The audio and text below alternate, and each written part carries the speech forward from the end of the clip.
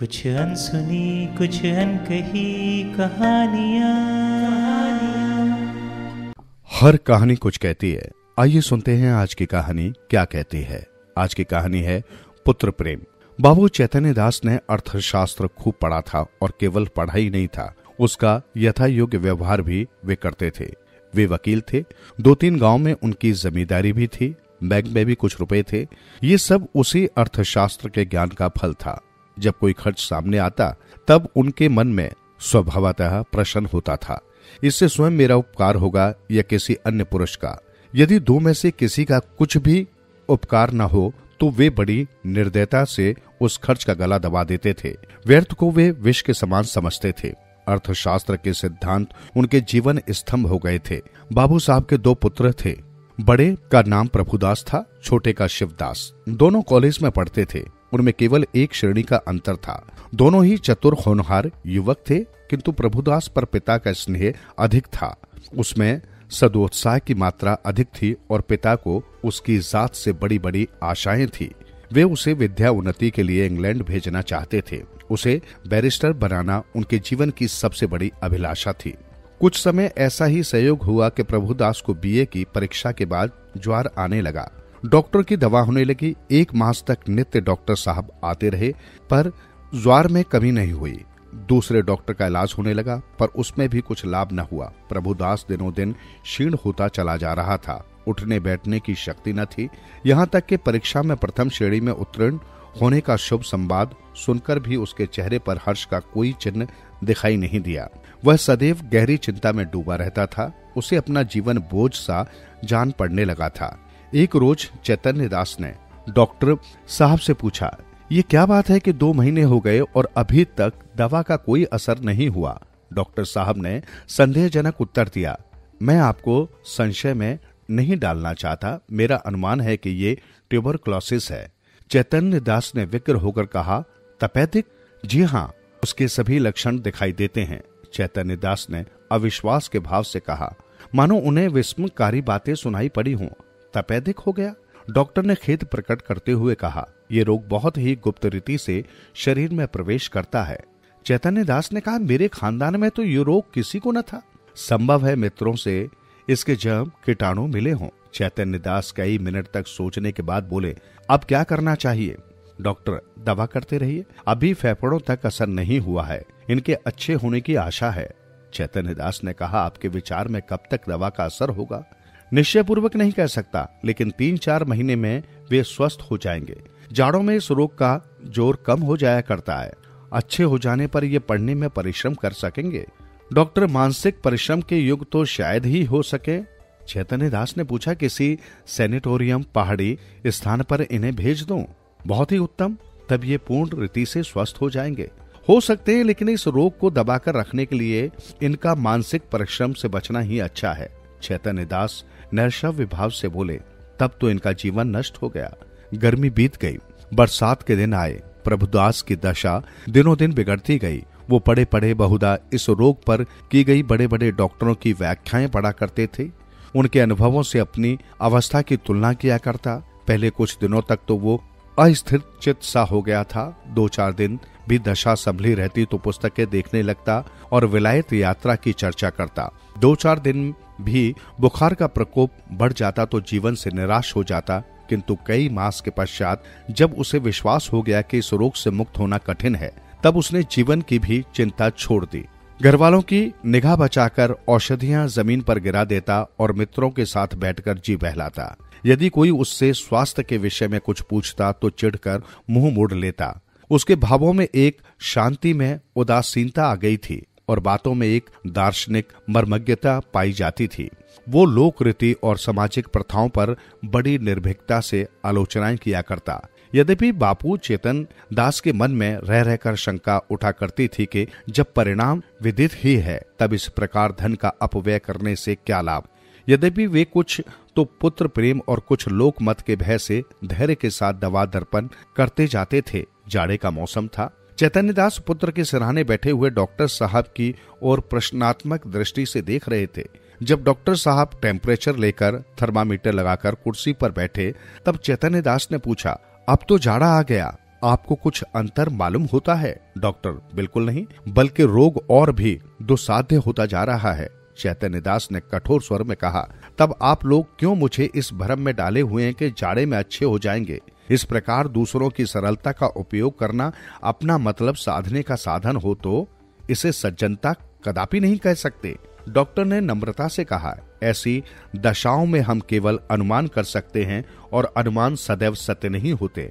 आपको जहरबारी अवश्य हुई, पर मैं आपको विश्वास दिलाता हूँ कि मेरी इच्छा आपको भ्रम में डालने की नहीं थी। शिवदास बड़े दिन की छुट्टियों से आया हुआ था, उसी समय कमरे में आ गया और डॉक्टर साहब से बोला, आप पिताजी की कठिनाइयों का स्वयं अनुमान कर सकते हैं। अगर उनकी बात नागवार लगी हो तो उन्हें क्षमा कीजिएगा। चैतन्य दास ने छोटे पुत्र की ओर वात्सल्य की दृष्टि से देखकर कहा, तुम्हें यहाँ आने की जरूरत नहीं थी। मैं तुमसे कितनी बार कह चुका हूँ कि यहाँ मत आया करो, लेकिन तुमको सब्र ही नहीं होता। शिवदास ने लज्जित होकर कहा, मैं भी चला जाता हूँ, आप नाराज न हो। मैं केवल डॉक्टर साहब से ये पूछना चाहता था कि भाई साहब के लिए अब क्या करना चाहिए। डॉक्टर साहब ने कहा, अब केवल एक ही साधन और है, इन्हें इटली के किसी सैनिटोरियम में भेज देना चाहिए। चैतन्य दास ने सजग होकर पूछा, कितना खर्चा होगा? ज्यादा से ज्यादा 3000 साल भर रहना होगा। निश्चय है कि वहां से अच्छे होकर आवेंगे? जी नहीं, यहाँ तो ये भयंकर रोग है, साधारण बीमारियों में भी कोई बात निश्चित रूप से नहीं कही जा सकती। इतना खर्च करने पर भी वहां से ज्यों के त्यों लौट आए तो ईश्वर की इच्छा। आपको ये तस्कीन हो जाएगी कि इनके लिए मैं जो कुछ कर सकता था कर दिया। आधी रात तक घर में प्रभुदास को इटली भेजने के प्रस्ताव पर वाद विवाद होता रहा। चैतन्य दास का कथन था कि एक संदिग्ध फल के लिए 3000 का खर्च उठाना बुद्धिमत्ता के प्रतिकूल है। शिवदास उनसे सहमत था, किंतु उसकी माता इस प्रस्ताव का बड़ी दृढ़ता के साथ विरोध कर रही थी। अंत में माता की धिक्कारों का ये फल हुआ कि शिवदास लज्जित होकर उसके पक्ष में हो गया। बाबू साहब अकेले रह गए। तपेश्वरी ने तर्क से काम लिया, पति के सद्भावों को प्रज्वलित करने की चेष्टा की, धन की नश्वरता की लोकोक्तियां कहीं। इन शास्त्रों से विजय लाभ न हुआ तो आंसू वर्षा करने लगी। बाबू साहब बिंदुओं के इस शर प्रहार के सामने ठहर न सके। इन शब्दों में हार स्वीकार की। अच्छा भाई, रो मत, जो कुछ कहती हो वही होगा। तपेश्वरी, तो कब? रुपए हाथ में आने दो। तो ये क्यों नहीं कहते कि भेजना ही नहीं चाहते? भेजना चाहता हूँ, किंतु अभी हाथ खाली हैं। क्या तुम नहीं जानती? बैंक में तो रुपए हैं, जायदाद तो है। 2-3 हजार का प्रबंध करना ऐसा क्या कठिन है? चैतन्य दास ने पत्नी को ऐसी दृष्टि से देखा मानो उसे खा जाएंगे, और एक क्षण के बाद बोले, बिल्कुल बच्चों की सी बातें करती हो। इटली में कोई संजीवनी रखी हुई है क्या, जो तुरंत चमत्कार दिखाएगी? जब वहां भी केवल भाग्य की ही परीक्षा करनी है तो सावधानी से कर लेंगे। पूर्व पुरुषों की संचित जायदाद और रखे हुए रुपए में अनिश्चित हित की आशा पर बलिदान नहीं कर सकता। तपेश्वरी ने डरते डरते कहा, आखिर आधा हिस्सा तो प्रभुदास का भी है। बाबू साहब तिरस्कार करते हुए बोले, आधा नहीं, उसमें मैं अपना सर्वस्व दे देता। जब उससे कुछ आशा होती वो खानदान की मर्यादा और ऐश्वर्य बढ़ाता और इस लगाए हुए धन के फल स्वरूप कुछ कर दिखाता। मैं केवल भावुकता के फेर में पड़कर धन का हरास नहीं कर सकता। तपेश्वरी अवाक रह गई। जीतकर भी उसकी हार हुई। इस प्रस्ताव के 6 महीने बाद शिवदास BA पास हो गया। बाबू चैतन्य दास ने अपनी जमींदारी के 2 आने बंधक रखकर कानून पढ़ने के निमित्त उसे इंग्लैंड भेजा। उसे बंबई तक खुद पहुंचाने गए। वहां से लौटे तो उनके अंतःकरण में सदिच्छाओं से परिमित लाभ होने की आशा थी। उनके लौटने 1 सप्ताह पीछे अभागा प्रभुदास अपनी उच्च अभिलाषाओं को लिए हुए परलोक से धारा। चैतन्य दास मणिकर्णिका घाट पर अपने संबंधियों के साथ बैठे चिता ज्वाला की ओर देख रहे थे। उनके नेत्रों से आंसू धारा प्रवाहित हो रही थी। पुत्र प्रेम एक क्षण के लिए अर्थ सिद्धांत पर गालिब हो गया था। उस विरक्ताओं में उनके मन में ये कल्पना उठ रही थी, संभव है इटली जाकर प्रभुदास स्वस्थ हो जाता। मैंने 3000 का मुंह देखा और पुत्र रत्न को हाथ से खो दिया। ये कल्पना प्रतिक्षण सजग होती थी और उनको ग्लानि, शोक और पश्चाताप के बाणों से बेध रही थी। रह रहकर उनके हृदय में वेदना की शूल सी उठती थी। उनके अंतर की ज्वाला उस चिता ज्वाला से कम दग्धकरणी न थी। अकिस्मत उनके कानों में शहनाइयों की आवाज आई। उन्होंने आंख ऊपर उठाई तो मनुष्यों का एक समूह एक अर्थी के साथ आता हुआ दिखाई दिया। वे सब के सब ढोल बजाते गाते पुष्प आदि की वर्षा करते चले आ रहे थे। घाट पर पहुंचकर उन्होंने अर्थी उतारी और चिता बनाने लगे।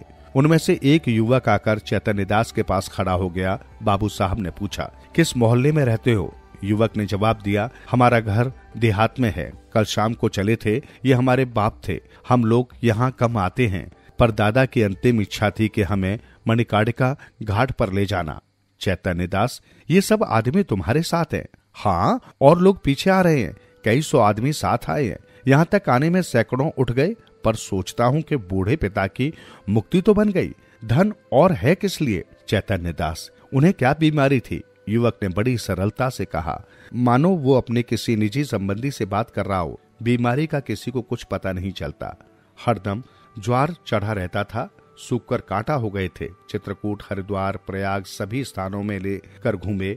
वैद्यों ने जो कुछ कहा उसमें कोई कसर नहीं की। इतने में युवक का एक और साथी आ गया और बोला, साहब मुंह देखे बात नहीं, नारायण लड़का दे तो ऐसा दे।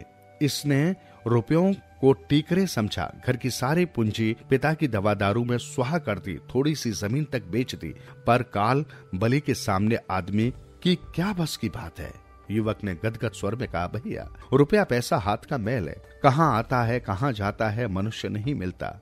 जिंदगानी है तो कमा कर खाऊंगा। मन में ये लालसा तो नहीं रह गई कि ये नहीं किया, उस वैद्य के पास नहीं गया, नहीं तो शायद बच जाते। हम तो कहते हैं कि कोई हमारा सारा घर द्वार लिख ले, केवल दादा को एक बोल बुला दे। इसी माया मोह का नाम जिंदगानी है। नहीं तो इसमें क्या रखा है? धन से प्यारी जान, जान से प्यारा ईमान।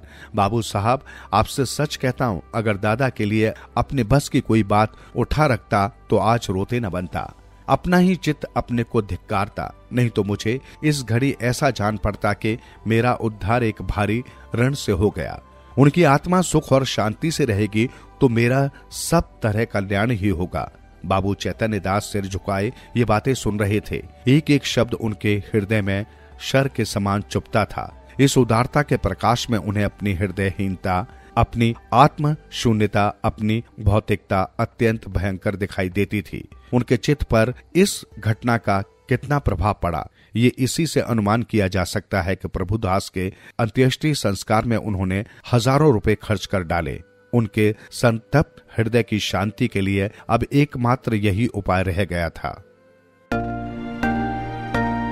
सुनते रहो दिल से यूं ही कहानियां, कहानियां आपकी, हमारी और सबकी, जो दिलों को छू लेती है। सुनते रहें कहानियां।